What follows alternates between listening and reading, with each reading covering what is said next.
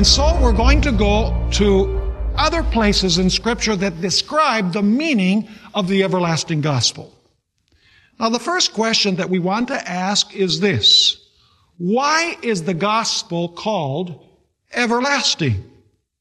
After all, the Bible tells us that the gospel was the salvation event in Jesus Christ. So what makes the gospel everlasting?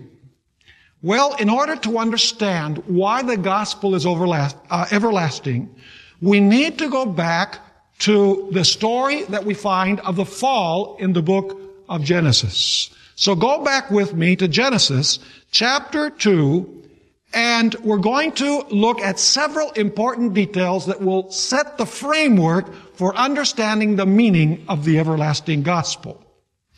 The first thing that I want to review from Genesis 1 and 2 is that God, that is Jesus, created Adam and Eve holy, innocent, and righteous.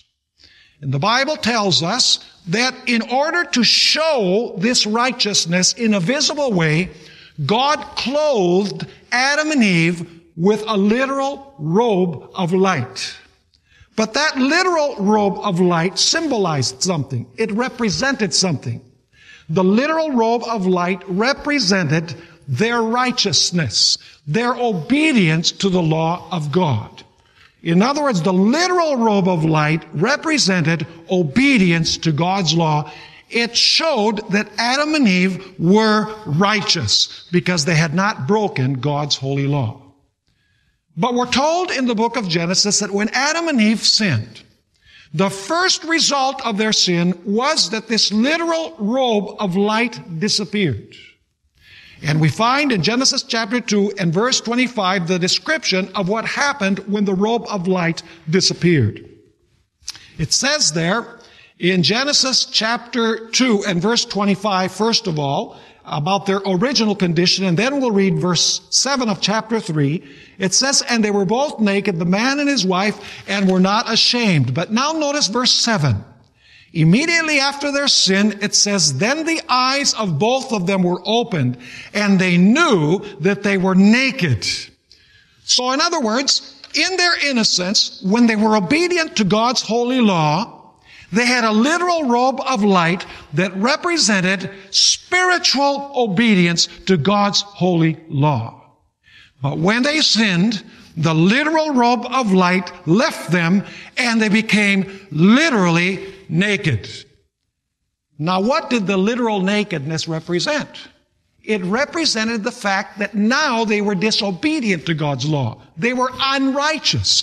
In other words, being clothed with the robe of light represented obedience to God's law, whereas being unclothed or naked represented or symbolized disobedience to God's holy law.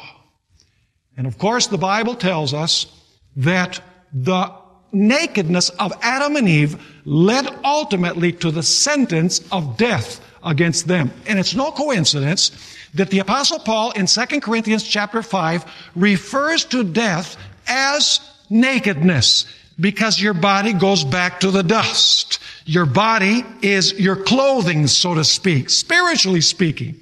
And so when man dies, the Apostle Paul says that he's left naked. So the nakedness of Adam and Eve represented the fact that ultimately they were going to die and they were going to be left naked. Their body, in other words, was going to disintegrate.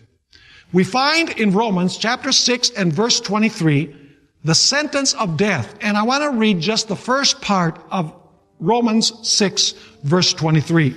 It says there, for the wages of sin is death.